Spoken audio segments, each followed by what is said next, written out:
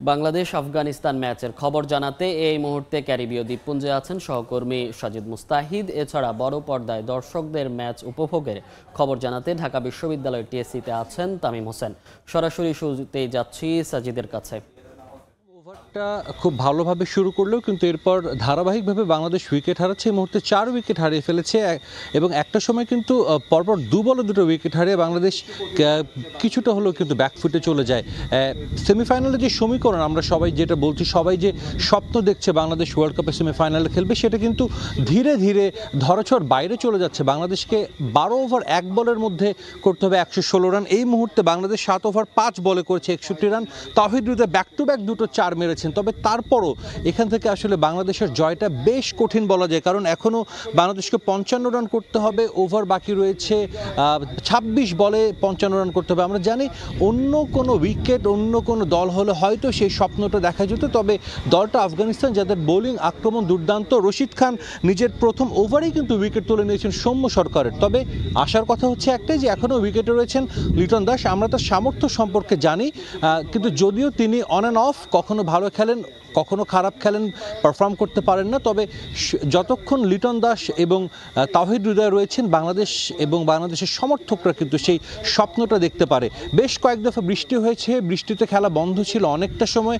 এতক্ষণে ম্যাচ শেষ হয়ে যাওয়ার কথা, কিন্তু ম্যাচটা গুরুত্বপূর্ণ বলে কিন্তু এখন পর্যন্ত এই ম্যাচের একটা ওভারও কাটা হয়নি। পুরো 20 ওভারের ম্যাচই চলছে। যখনই যদি ওভার কাটা যেত, বাংলাদেশের জন্য সমীকরণটা কিন্তু আরও কঠিন হয়ে যেত। তবে এই মুহূর্তে যদি বৃষ্টি আসে আর যদি খেলাটা বন্ধ হয়ে যায় আর যদি মাঠে খেলা না গড়ায়, সেক্ষেত্রে বাংলাদেশ জয়ী হলেও বাংলাদেশ কিন্তু আসলে সেমিফাইনালে যেতে পারবে না। সো সেক্ষেত্রে অস্ট্রেলিয়া কিন্তু চলে যাবে সেমিফাইনালে। 3টা দলের ভাগ্য নির্ভর করছে একটা ম্যাচের উপর। উইকেটে আমরা জানি যে বাংলাদেশ শুরুতে যে অ্যাডভান্টেজ পেয়েছিল, বারবার বেশ কয়েক দফা বৃষ্টি হওয়ায় কিছুটা কিন্তু ব্যাটসম্যানরা অ্যাডভান্টেজ পাচ্ছে। কারণ আমরা জানি বল যখন আউটফিল্ডে যাচ্ছে, কিছুটা হলেও বল কিন্তু ভিজে যাচ্ছে এবং সেটা গ্রিপ করতে কিন্তু বোলারদের প্রবলেম হয়, এবং এটার সুবিধাটা কিন্তু বাংলাদেশ দল পেয়েছে। বাংলাদেশ যে উইকেটগুলো দিয়েছে, 2-1টি আসলে বলা যায় যে 4 উইকেট গেছে, এর মধ্যে 2টো উইকেটই কিন্তু বলা যায় গিফট করেছে প্রতিপক্ষকে। Shakib Al Hasan big match player, তবে আমরা বলতেই পারি যে সাকিব আল হাসানের একটা বাজে টুর্নামেন্ট কিন্তু এটা গেল। আজকের ম্যাচেও তিনি পারফর্ম করতে পারেননি। এবং তাওহিদ হৃদয়, যার কথা বলছিলাম, ব্যাক টু ব্যাক 4 মেরে রশিদ খানের ওভারে কিন্তু উইকেট পেয়েছে। রশিদ খান প্রথম ওভার একটা উইকেট পেয়েছিল, পরের ওভার একটা উইকেট পেয়েছে। যেটা বলছিলাম, চ্যাম্পিয়ন বোলার রশিদ খান, তার এই উইকেটের মধ্য দিয়ে কিন্তু আন্তর্জাতিক ক্রিকেটে দ্বিতীয় বোলার হিসেবে 150 উইকেটের মাইলফলকে স্পর্শ করলেন রশিদ খান। সাকিব আল হাসানেরও সেই সুযোগটা ছিল, কিন্তু তিনি কোনো উইকেট পাননি, পিছিয়ে গেছেন। সাকিবের 149 উইকেট। সো বাংলাদেশের এখন মেইন লক্ষ্যটা থাকা উচিত যে এখান থেকে ম্যাচটা জয় করা, ম্যাচটা কনফার্ম করা। যদিও সেটা করতে পারে বাংলাদেশ, কিন্তু তাদের সেরা বিশ্বকাপ মিশন একটা শেষ করতে পারবে। তো আরও তথ্য জানবো, সমর্থকদের উন্মাদনা জানবো। এই মুহূর্তে ঢাকা বিশ্ববিদ্যালয়ের টিএসসিতে আছেন সহকর্মী তামিম হোসেন।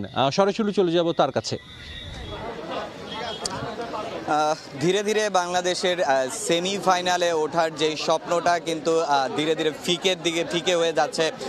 আমরা যদি যেই লিটনকে নিয়ে এত কথা হচ্ছে, সেই লিটনও কিন্তু এখন পর্যন্ত যেই স্বপ্নটা আছে ওইটা কিছুটা বাঁচিয়ে রেখেছে। তবে এর আগে ভিনসেন্টের যেই বেরসিক বৃষ্টি, তার প্রভাব কিন্তু আমরা ম্যাচে দেখতে পাচ্ছি। কেননা বৃষ্টির পরে ব্যাটিংয়ে নেমে কিন্তু বাংলাদেশের বেশ বেগ পোহাতে হচ্ছে।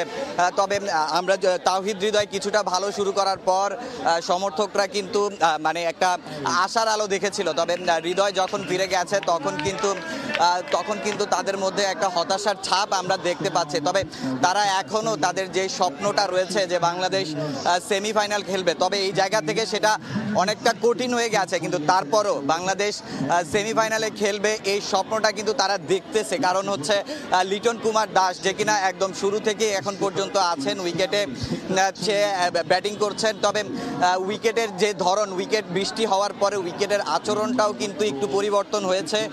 সেক্ষেত্রে লিটনেরও একটু ব্যাটিং করতে বেশ বেগ পোহাতে হচ্ছে। আমরা যদি বলি, আসলে লিটন লিটনের আগে যদি তানজিদ তামিম কিংবা সাকিব আল হাসান বা শান্ত তারা কিন্তু আসলে তাদের নামের যে সুবিচার তারা আসলে টপ অর্ডার বরাবরই বেগ পোয়াতে হয়েছে এবারে পুরো বিশ্বকাপ আসলে। তারপরও এই ম্যাচটা কিন্তু বাংলাদেশের জন্য অনেক বাঁচা মরার একটা ম্যাচ ছিল, কিন্তু সে ম্যাচেও সাকিবের মতো এত এক্সপিরিয়েন্স একজন প্লেয়ার, শান্ত একজন ক্যাপ্টেন, যার ব্যাট থেকে অ্যাটলিস্ট আজকে অনেক ভালো কিছু প্রত্যাশা ছিল সমর্থকদের, তবে তারা আজকেও ব্যর্থ হয়েছেন। তবে লিটন কিন্তু একাই চেষ্টা করছেন দলটাকে টেনে নেওয়ার জন্য। তবে জানি না কতটুকু পর্যন্ত ম্যাচটা যাবে, তবে ম্যাচটা বাংলাদেশ যে লিটনের হাতের উপরই রয়েছে। লিটন কোন পর্যন্ত আসে এবং শেষ পর্যন্ত বাংলাদেশকে জেতাতে পারে কিনা, সমর্থকদের স্বপ্নটা পূরণ করতে পারে কিনা, তাই এখন দেখার অপেক্ষা।